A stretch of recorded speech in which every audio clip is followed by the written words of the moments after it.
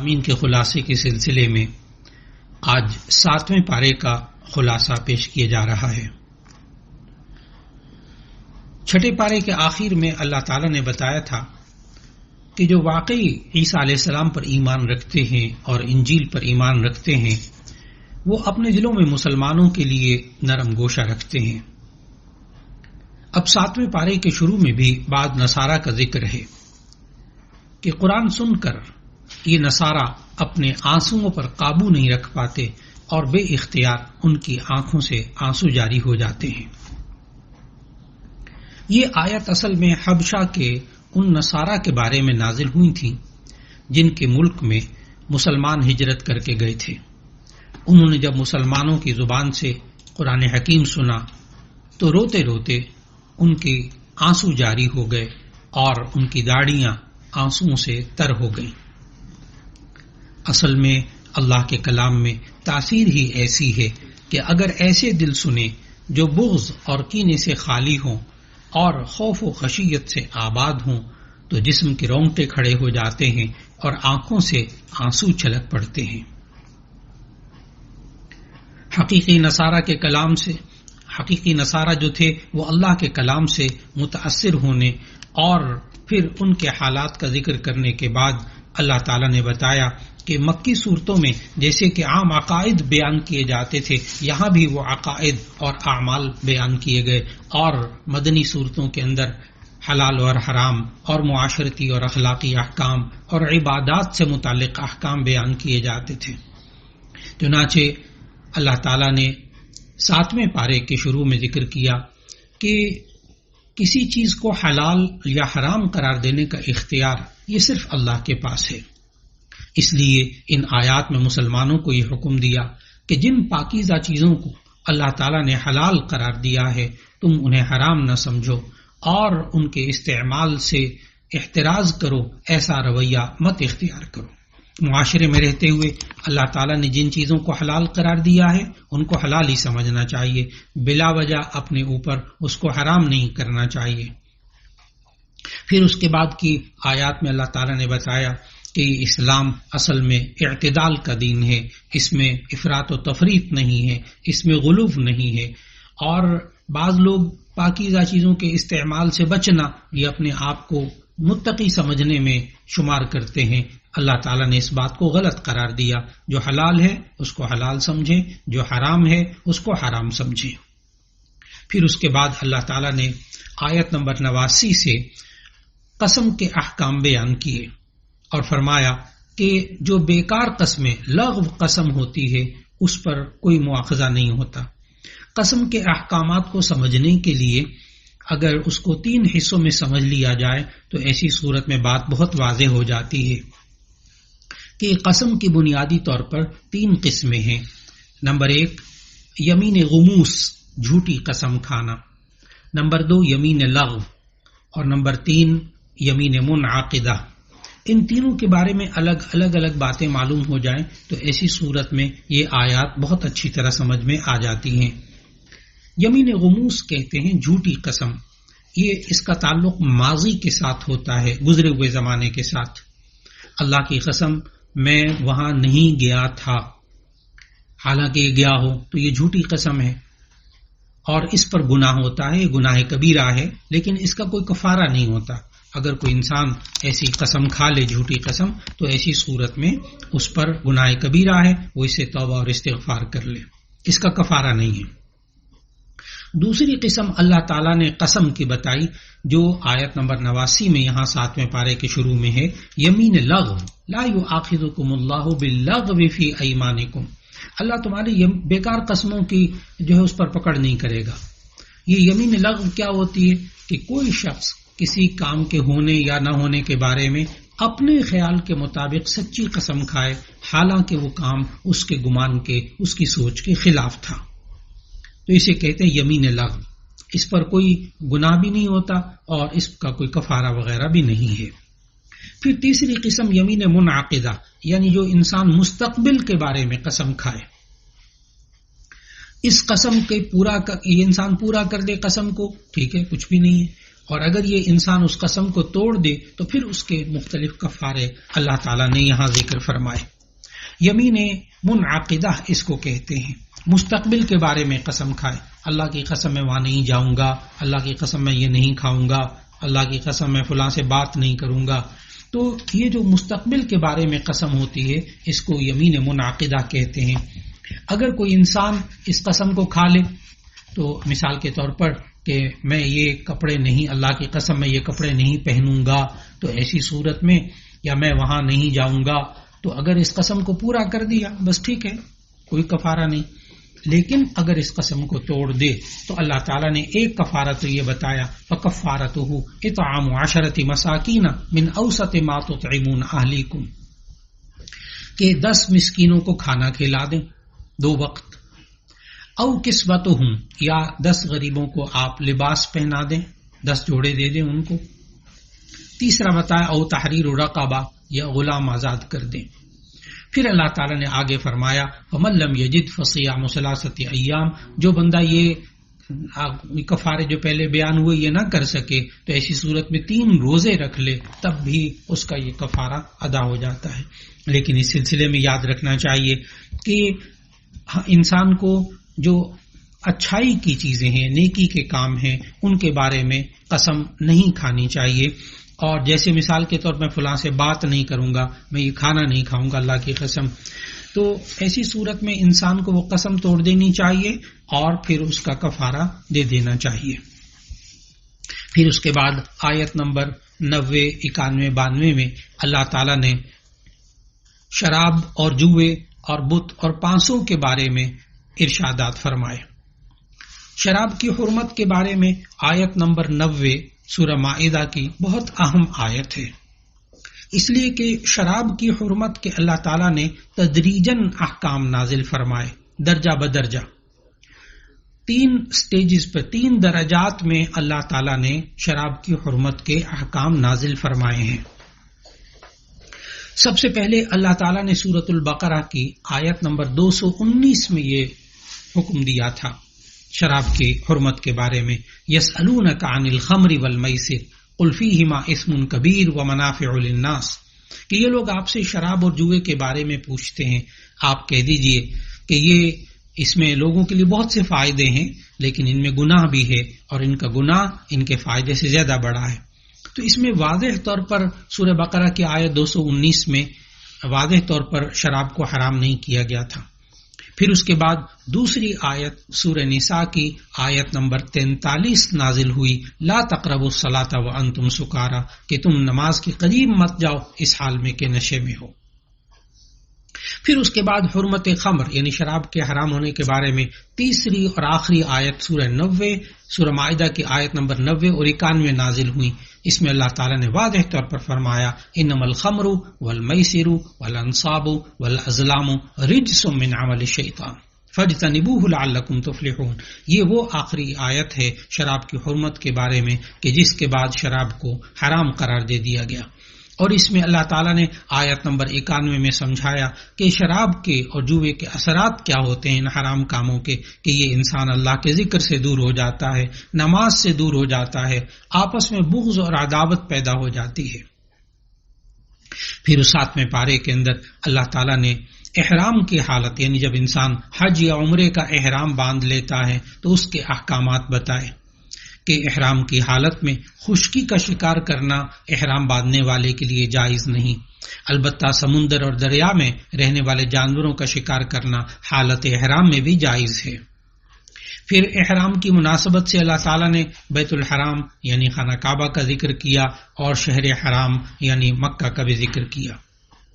اور اللہ تعالیٰ نے یہ حرم جو قرار دے دیا خانہ کعبہ اور اس کے ارد گرد کے علاقے کو، یہ اس کی عزت کے پیش نظر ہے۔ پھر اس کے بعد اللہ تعالیٰ نے مشرکین کے ان اعمال کا ذکر کیا کہ جو اللہ تعالیٰ کو پسند نہیں تھے۔ ان میں سے ایک مشرکین کا عمل یہ بھی تھا کہ وہ زمانہ جاہلیت میں اپنے گمان کے مطابق جو ہے وہ کچھ جانوروں کو بتوں کے نام پر چھوڑ دیتے تھے اور ان کو اپنے اوپر حرام قرار دے دیتے تھے۔ اللہ تعالیٰ نے یہاں 7वें पारे की इन आयत में, आयत नंबर 103 में वो 4 जानवरों का नाम बताया, एक साइबा, एक बहीरा, एक वसीला और एक हाम, कि ये मुशरिकीन जो हैं बुतों के नाम पर छोड़ देते थे ये जानवर, इनका दूध नहीं दोते थे, इनके ऊपर सवारी नहीं करते थे, और बुतों के नाम पर इन छोड़े वाले जानवरों को अल्लाह ताला ने गुनाह का अमल करार दे दिया। और फिर उसके बाद अल्लाह ताला ने आयत नंबर 106 और 108 में वसीयत के अहकामात दिए कि वो काबिल वसीयत उमूर जिनके बारे में इंसान समझता है कि मेरे मरने के बाद इस पर अमल होना चाहिए, तो उस वसीयत पर 2 काबिल एतमाद शख्सों को गवाह बना लिया जाए ताकि इसके मरने के बाद फिर इख्तिलाफ ना हो और उन गवाहों की गवाहियों की रोशनी में फैसले किए जा सकें। फिर उसके बाद अल्लाह ताला ने सूरह माइदा का इख्तिताम हो रहा है और 7वें पारे के पहले पाव में तो अल्लाह ताला ने वहां हलाल और हराम के मसाइल बयान करने के बाद क़यामत का जिक्र किया, और फिर उसके बाद अंबिया अलैहिस्सलाम के साथ सवाल जवाब के तनाजुर में हज़रत ईसा अलैहिस्सलाम का खास तौर पर तफसील से जिक्र किया। फिर उसके बाद इस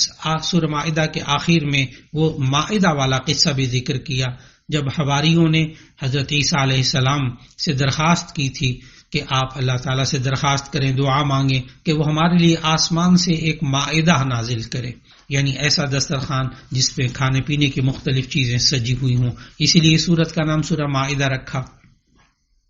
फिर अल्लाह ताला ने ईसा अलैहिस्सलाम और उनके वालिदा हज़रत मरियम के बारे में अकायद के सिलसिले में जिक्र किया कि अल्लाह ताला क़यामत के दिन जरूर ये सवाल करेगा कि ए ईसा, ए मरियम के बेटे, क्या तुमने लोगों से कहा था कि तुम मुझे और मेरी वालिदा को अल्लाह के सिवा माबूद ठहराओ? तो हज़रत ईसा अलैहिस्सलाम उस वक्त जवाब में अर्ज करेंगे, तू पाक है, मेरे लिए मुनासिब ही नहीं था कि मैं ऐसी बात कहता जिसके कहने का मुझे हक नहीं है। फिर उसके बाद सूरह माइदा की इख्तितामी जो आयत हैं उसमें से एक आयत नंबर 118 है जिसमें अल्लाह ताला ने यह फरमाया कि ईसा अलैहिस्सलाम का कौल है कि ईसा अलैहिस्सलाम ये कहेंगे कि अगर तू इनको अजाब दे दे तो तेरा इख्तियार है, और अगर तू इन्हें मुआफ कर दे तो तब तू बड़ा गफूरुर रहीम है, तो बड़ा बख्शने वाला है। ये सूरह माइदा की आयत 118 थी कि जिसको नबी सल्लल्लाहु अलैहि वसल्लम ने एक दफा तो एक रात, सारी रात एक यही आयत पढ़ते हुए गुजार दी। सूरह माइदा की आयत 118 नबी सल्लल्लाहु अलैहि वसल्लम बार बार यही आयत पढ़ते रहे, इन तुअज़्ज़िबहुम फ़इन्नहुम इबादुक व इन तग़फ़िर लहुम फ़इन्नका अंतल अज़ीज़ुल हकीम। ऐ अल्लाह, अगर तू इन बंदों को अज़ाब देगा तो ये तेरे बंदे हैं, तू दे सकता है, लेकिन अगर तू इनको बख्श दे तो तू बड़ी हिकमत वाला है, तो खूब जानने वाला है। सूरह माइदा का इख्तिताम हुआ 7वें पारे में, और उसके बाद सूरह अनआम का जिक्र शुरू हुआ। सूरह अनआम ये तरतीब तौक़ीफ़ी के एतबार से ये 6 नंबर सूरत है, और तरतीब नुज़ूली के एतबार से ये सूरत नंबर 55 है। सूरह माइदा के बाद 7वें पारे के दूसरे पाव से सूरह अनआम का आगाज होता है। इसमें सूरह अनआम के अंदर 165 आयात हैं और 20 रुकू हैं। ये मक्की सूरत है, और मक्की सूरतों में आम तौर पर 3 मज़ामीन, बुनियादी मज़ामीन पर बहस होती है, एक तौहीद, रिसालत और आखिरत। इस सूरत का नाम सूरह अनआम है। अनआम का माना होता है चौपाए, क्योंकि इस सूरत की आयत नंबर 136 में, 138 में, 139 में, 142 में अनआम का चौपायों का जिक्र हुआ है, इसलिए इस सूरत का नाम सूरह अनआम रखा गया। इस सूरत के अंदर अल्लाह रब्बुल इज़्ज़त ने आगाज में हमें समझाया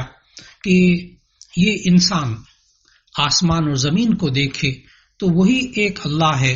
जो इसको पैदा करने वाला है, और वो तुम्हारी पोशीदा और जाहिरी बातें सब जानता है, और जो तुम अमल करते हो सबसे वाकिफ है।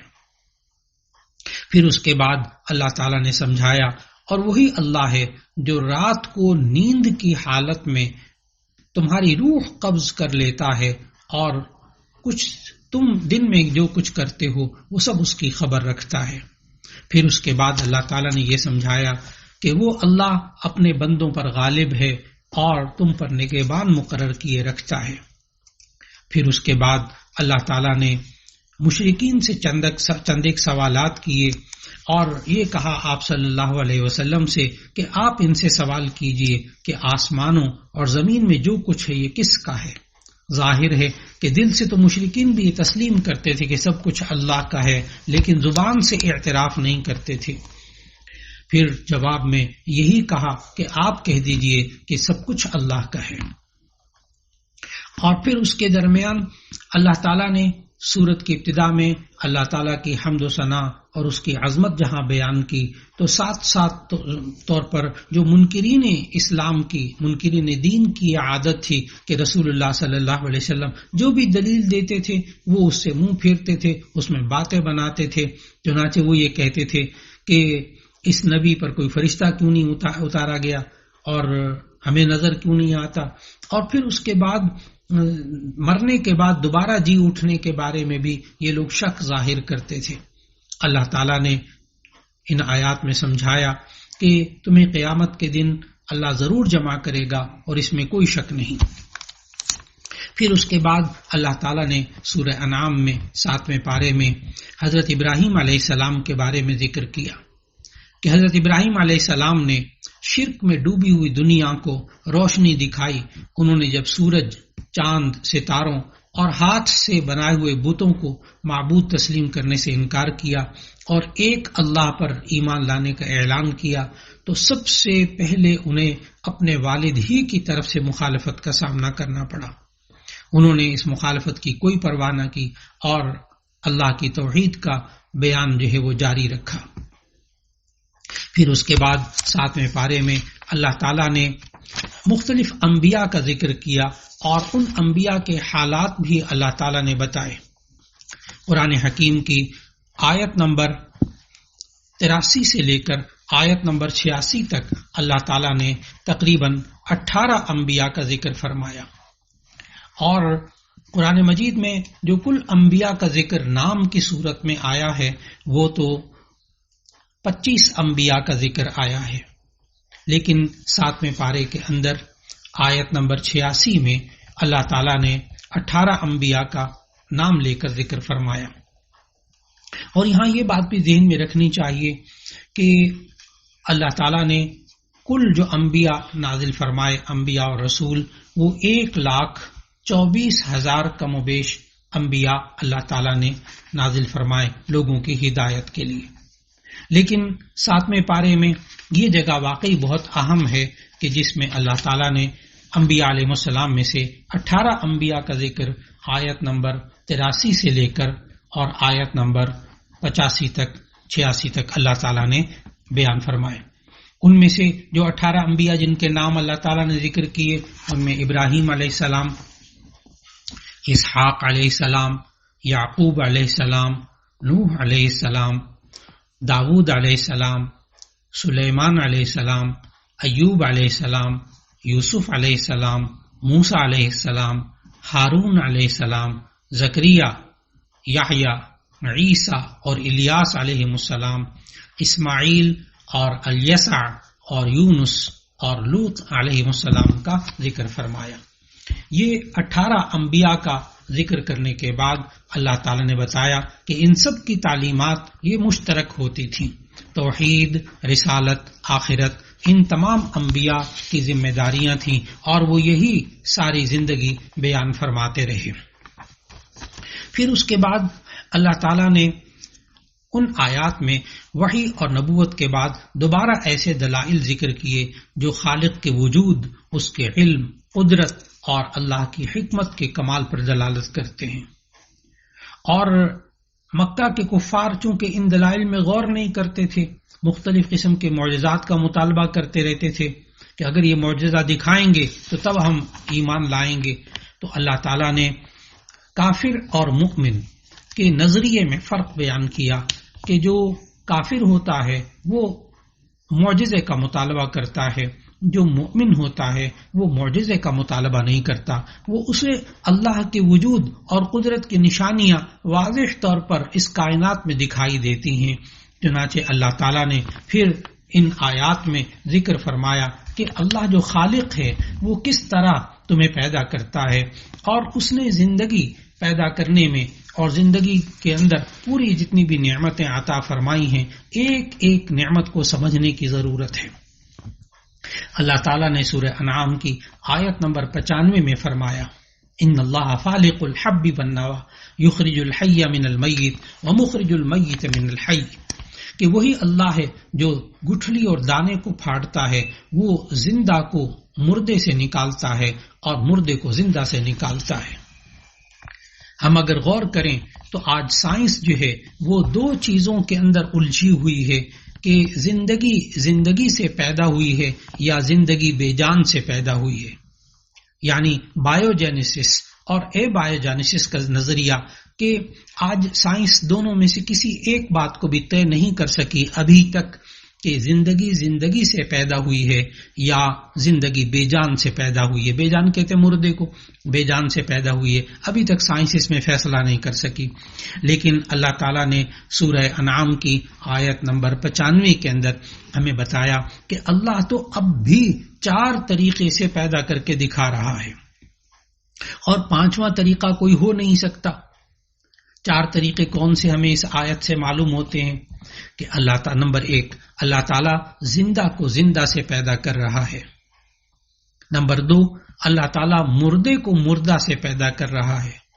نمبر 3، اللہ تعالیٰ زندہ سے مردے کو پیدا کر کے دکھا رہا ہے۔ نمبر 4، اللہ تعالیٰ مردے سے زندہ کو پیدا کر کے دکھا رہا ہے۔ اور یہ آج بھی اللہ نے جاری رکھا ہوا ہے۔ زندے کو زندہ سے پیدا کرنا، جیسے انسان زندہ، اس سے پیدا ہونے والا بچہ زندہ، اور مردے کو مردہ سے پیدا کرنا، ان اللہ فالق الحب والنوى،